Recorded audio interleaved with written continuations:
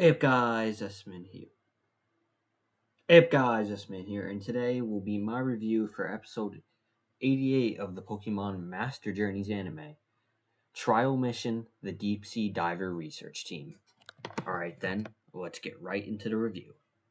Overall, this episode was really good, but there were a few things that I disliked about it. Number one being, Surugi and Asahi did not need to be in this episode. Why is there just like a 2-second scene of them fighting Reggie Rock?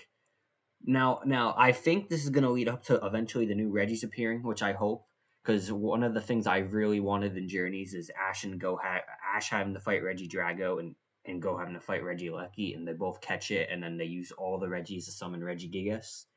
I really was hoping that will happen, but it still could.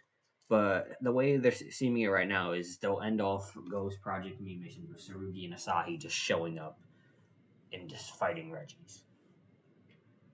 But yeah, that part felt a little wasteful. And another part I disliked was Deku talks about how he was training Inteleon off screen. Like, that would have been very interesting to see on screen, especially since we never see Deku train. Like, come on, this guy wants to catch every Pokemon and we don't see Deku train. Like, what's the point of Deku as a character if we're not going to see him train his Inteleon? I definitely think Deku should train more. Like, what is he like? What's gonna happen? He's gonna lose or something. Definitely, yeah. Now, moving on to some of my positives for this episode. I have a lot of positives. Number one being we see Deku use his intelligence in this episode to catch the Kingdra. First off, we see him specifically have Ash and himself use certain Pokemon in certain situations. For example, when Drake was searching for the treasure, he used his, I think, I'm sorry, I don't know the name. I think it's like Chim Chow or something. Used its like sonic abilities to locate a object, and then once it was located, Deku told Ash to use his Lucario's aura to pinpoint the object, then so they can tell Drake where it is. Another thing that Go does that's really intelligent is the Dragonite call. He plays a video of Ash's Dragonite in order to summon Kingdra. As earlier in the episode, he learns that Dragonites and Kingdras often fight when they hear each other. So that was some big brain move from Deku. And a final big brain move was the snipe shot with the Pokeball in order to get it to propel underwater. We definitely see Deku's intelligence in this episode. Another thing I really like was Drake. In this episode, we see the return of Drake, who has not appeared in a while, and is the first AG continuity character. I like how they brought him back.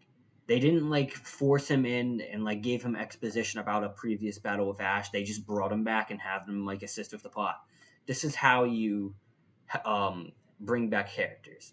The one thing I really love about that Cleffa episode is Cynthia. The episode wasn't about her. She just so happened to be there and helped out with the main plot. That's really Cynthia, Chuck, and are like the two major good characters that come back because they don't. It's not the episodes about them coming back. It's about other stuff. They just so happen to be there and assist in the plot. Chuck being a little side commentator alongside Go and hosting Ash and B's rematch, and then Cynthia assisting out with the Cleffa. And we learn Drake goes treasure hunting on his own, and we see he said that he lost his ship. I also really like that he didn't remember Ash's name and Ash didn't remember his, because that's like you haven't seen this person in a while, and it's not like you saw him like every day or like it was like a really important person in your journey. Like a character like Korrina, Ash probably saw like when Korrina returned, it was like Ash had only gone to Alola since the last time he seen Korrina, so it makes sense that he remember her name and they were actual friends. Characters like Chuck and Drake would know who Ash is, but they wouldn't know him like that well that they'll remember him, but they'll remember possibility of what he did. Like for example, Drake will probably remember his battle, and Chuck also did remember his battle. Now, one final thing I really liked about Drake in this episode was how that scene at the end where he's talking about where he's talking to Deku and Ash, and he says, "Oh, so you're collecting those coins to for your dream of becoming a hero, Deku?" As because we all know, Deku from the Pokemon anime's main goal is to become a superhero. Yep. And then he mentions Ash's goal of being world coronation. I really like that scene as they were all talking about their dreams. It's really interesting that they had that conversation with a character like Drake, who it hasn't been the most important, but I really liked how it was set up earlier in the episode where he says he loves going on adventures, and that's really his main type of excitement.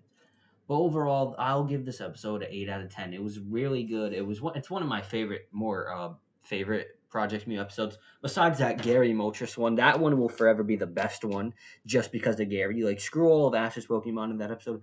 Gary alone carried that episode. But anyway, guys, I hope you guys like the video and subscribe for more content like this in the future. Goodbye.